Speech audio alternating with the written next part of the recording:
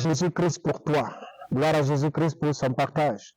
Il y a des gens particuliers à qui je voudrais adresser mes sincères salutations.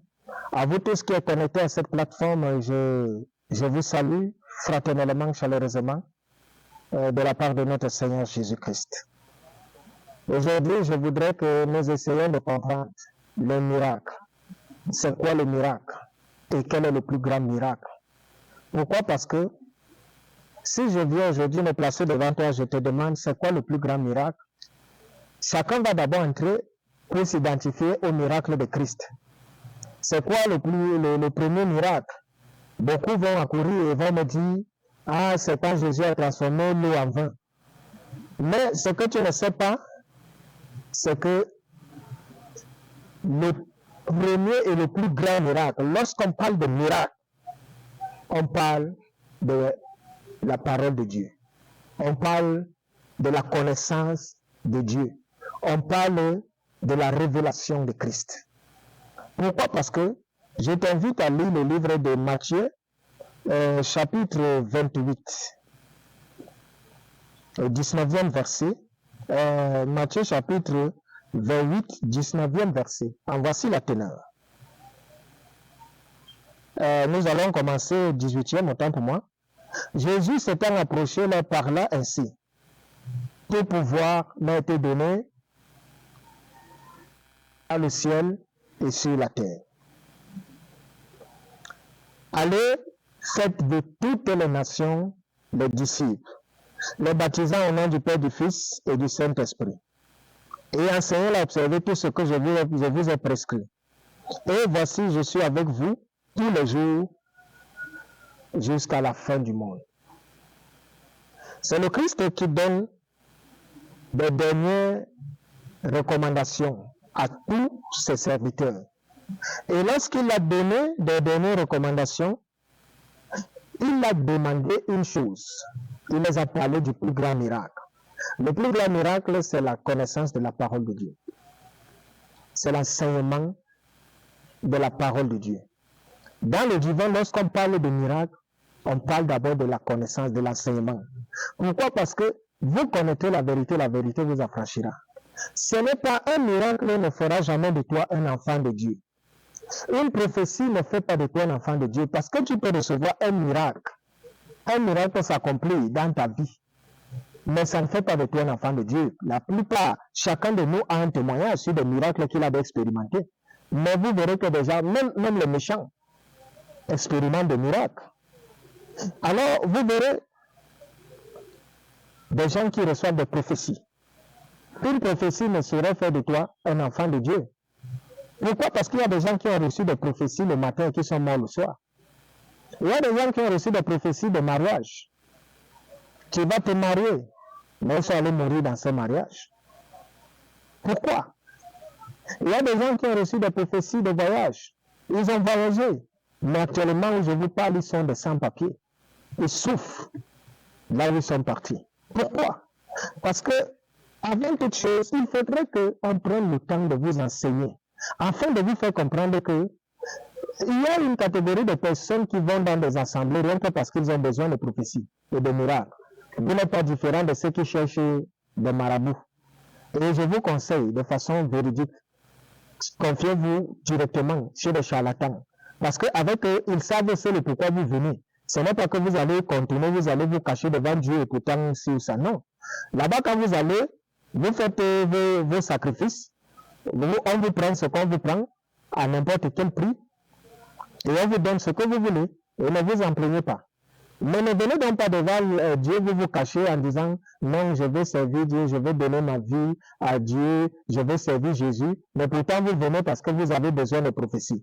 Pendant que l'homme de Dieu va parler de l'enseignement, vous n'êtes jamais là. Mais dès l'instant où vous savez qu'il y a atmosphère de miracles et de prophéties, vous remplissez les salles. Parce que vous venez pour des prophéties. La prophétie, c'est quoi? Dieu te connaît, qu'on fasse 1000 prophéties sur toi. Est-ce que Dieu te connaît au travers d'une prophétie? Mais Dieu te connaît au travers de sa parole. Parce que quand tu médites les Saintes Écritures, tu vas connaître ce que Dieu veut pour toi. Tu n'as pas besoin qu'on te fasse des prophéties. Toi-même, tu deviens une prophétie pour toi. C'est pour cela que lorsque Dieu nous envoie, il ne nous envoie pas en disant allez faire des miracles. Il dit allez faire de toutes les nations des disciples. Qu'est-ce que le Christ voulait dire? Allez les enseigner. Au travers de l'enseignement que vous allez leur donner, ils seront sauvés. Allez, on ne sauve pas des âmes par des prophéties. Ce n'est pas des prophéties qui gagnent des âmes. Ce n'est pas des miracles. Sachez une chose.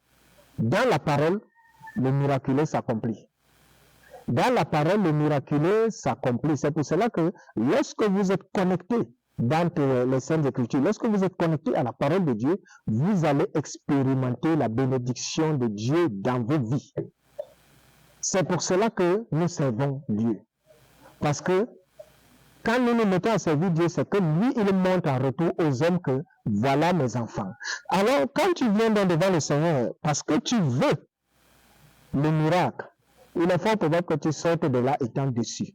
C'est le cas de plusieurs qui sont déçus parce qu'ils sont entrés ici.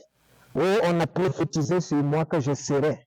Oh, on m'a dit si. Non, il y a au moins 5 hommes de Dieu qui prophétisent que ma vie, que je vais, mais jusqu'aujourd'hui, rien ne se passe.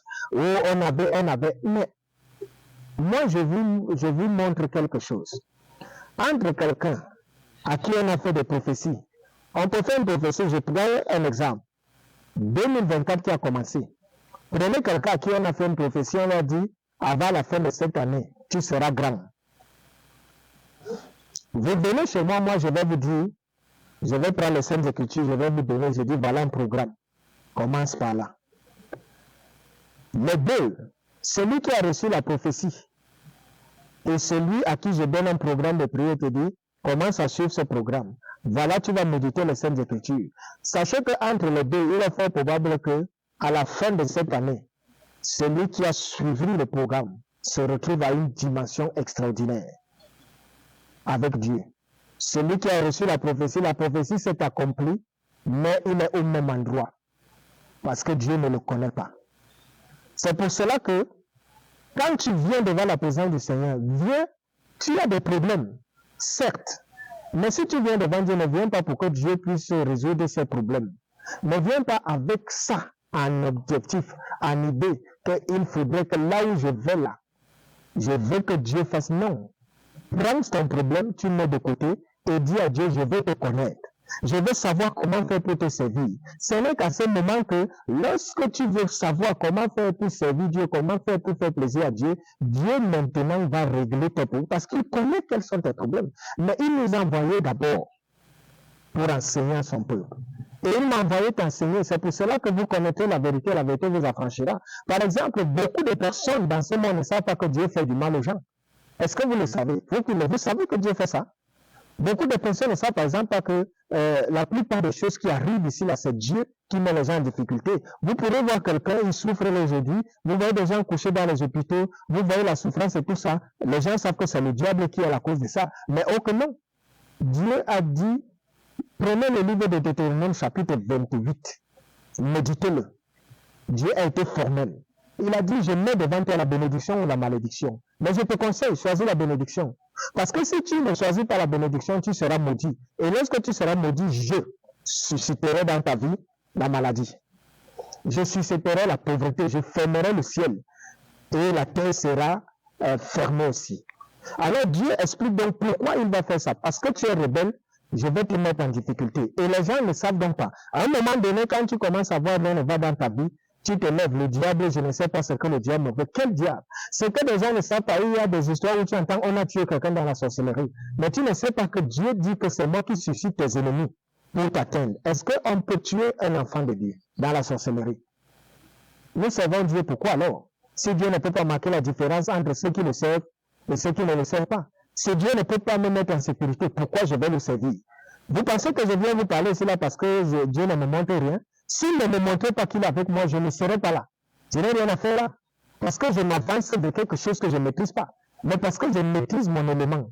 Et que je sais, et qu'il me montre que c'est moi qui suis là. Alors je donne la force nécessaire de venir tous les jours te dire ici là que viens servir l'Éternel. C'est une invitation solennelle que je te donne. Peu importe de là où tu m'écoutes, de là où tu me suis. J'ai dit que 2024, tu peux rester dans une situation et tu meurs. On va prophétiser, on va prier. Déjà que tu ne le sais même pas déjà. Vous accusez souvent les hommes de Dieu à tort et à travers. Tu peux avoir un problème. Et les hommes de Dieu doivent prier sur toi. ils ont déjà prophétisé sur toi, rien ne donne. Et tu commences à dire, ah, ceux-là, ils ne sont pas puissants, ils ont fait. Quand tu vas là-bas, tu les sabotes et tu marches à gauche, à droite. Mais ce que tu ne sais pas, c'est que on peut prier pour toi 1000 ans, alors que tu trembles en pleine malédiction. Et c'est un décret pour un décret. Avant de prier ou de prophétiser, surtout et que cette prophétie s'accomplisse, on doit te déconnecter de la malédiction qui est ton partage. Parce qu'on peut prier sur toi, tu es sous le poids de la malédiction et rien ne change. C'est pour ça que tu es connecté à l'alliance. Pourquoi? Parce que si quelqu'un est face à moi et qu'il est maudit, et moi je viens, je commence à prier, et rien ne va s'accomplir. Pour que ma voix soit entendue du ciel, il faudrait d'abord que je le déconnecte de la malédiction dans laquelle il se trouve, parce que Dieu reconnaît les alliances. Alors, beaucoup d'hommes vont peut-être prier pour toi, rien ne va, alors que tu es sous le poids d'une malédiction. Que faut-il faire? Il faut d'abord te déconnecter de la malédiction, premièrement, et maintenant donc, on peut prier pour toi. Et alors, beaucoup sont souvent là à se plaindre, j'ai bien fait le tour des églises, rien, ceci, cela. Oui, c'est normal, parce que tu ne connais pas que lorsqu'un homme de Dieu prie, rien ne change. Ça veut dire qu'il y a une malédiction. Et qu'est-ce qu'il faut faire? Il faut d'abord lever la malédiction avant que la parole s'accomplisse dans ta vie. Et c'est pour cela donc que tu peux rester toute une vie à faire la stagnation, parce qu'il ne savait pas que dès qu'on a déjà déclaré une parole, si elle ne s'accomplit pas, c'est une malédiction. Et cette malédiction, il faut la lever.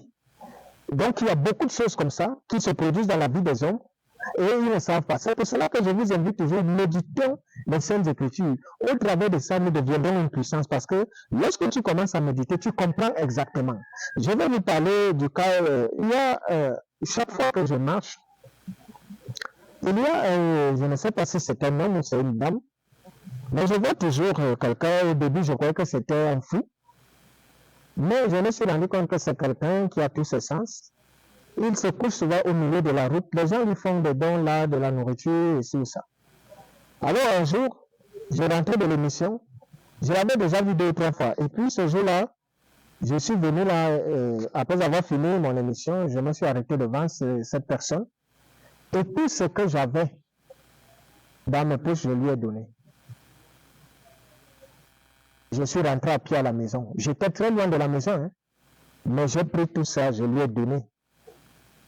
Alors, pendant que j'étais en route, en train de cogiter, en me disant, il faut que je cherche comment je vais aider cette personne. Je réfléchissais. Et la deuxième fois, quand je suis venu, je m'étais dit, je vais un peu m'arrêter pour causer, échanger avec cette personne. Au moment où j'ai voulu m'approcher, le Seigneur m'a dit, passe ta route. Et je n'ai pas compris, il m'a dit, passe ta route. Et je suis passé, quand j'ai continué ma route, il m'a dit, cet homme que tu vois là, c'est moi qui le mets dans cette situation.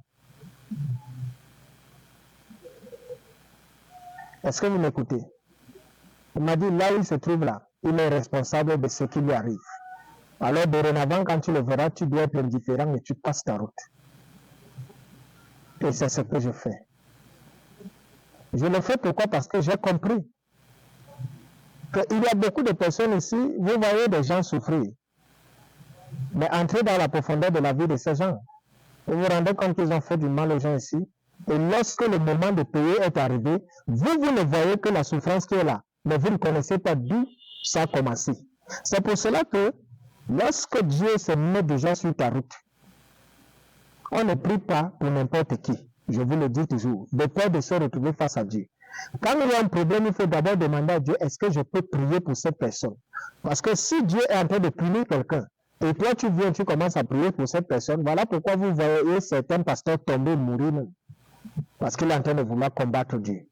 C'est pour cela que je te prie, toi qui m'écoutes, en te disant, si tu veux voir Dieu, c'est pas ça, par les Saintes Écritures. Viens te connecter. Viens, si tu ne comprends pas, je suis disposé à t'enseigner, à te conduire, afin que tes yeux s'ouvrent, parce que c'est rempli de cailles. Tu dois voir et entendre Dieu. Je te dis que tu auras une expérience personnelle avec Dieu. Médite et tu comprendras beaucoup de choses. Médite et tu verras beaucoup de choses. Pendant que celui-là est en train de courir après les prophéties, quand vous mettez sur la même longueur d'onde aujourd'hui, la prophétie va la mener en vitesse et à un moment, ça va bloquer. Mais toi, la parole de Dieu va t'amener doucement, doucement, doucement, et à un moment donné, tu vas monter en puissance. C'est pour cela que le premier et le plus grand miracle qui existe, c'est la parole de Dieu. Quand on veut parler de miracle, c'est derrière la parole de Dieu, parce qu'avec la parole de Dieu, on accomplit des miracles. Sache que tu es enfant de Dieu au travers des Saintes Écritures. Quand tu la médites, tu connaîtras ce que Dieu attend de toi, ce que Dieu veut pour toi, ce que Dieu fait pour toi. Oh, dans une prophétie, dans un miracle, tu le connais, tout le monde peut prophétiser, ça vous le savez. Tout le monde, même tes ennemis, même les sorciers peuvent prophétiser. Hein? Tout le monde peut faire des miracles. Mais pour méditer les Saintes Écritures et voir Dieu, il faut seulement être ancré dans les Saintes Écritures. Pour écouter de Dieu, il faut méditer sa parole. Et c'est pour ça qu'il m'a envoyé, pour vous accompagner, vous conduire dans ça, afin que tous ensemble nous parvenions à la lumière. Car mon concept à moi, c'est paradis pour tous. Au travers du ministère, la révélation de Christ. Paradis pour tous. J'ai le souci que nous soyons tous sauvés. Mais est-ce que nous y croyons? Est-ce que vous croyez d'abord même que le paradis est réel? Est-ce que vous croyez même que Dieu est réel? Est-ce que vous croyez même que la vie éternelle est réelle? On reconnaît ceux qui croient en ça par la crainte qu'ils ont de Dieu. Le reste, ceux qui méprisent Dieu, c'est ceux qui disent que tout cela n'est pas réel. Et à vous, je dis, seule la fin justifiera. Je suis le prophète Daniel Bokam. Le numéro qui s'affiche en bas de l'écran, c'est le mien. S'il y a un souci, s'il y a une préoccupation, n'hésitez pas, je suis disposé pour vous, car le Seigneur m'a envoyé pour cela. Que le Seigneur vous bénisse et que sa main soit établie dans nos vies. Bye bye.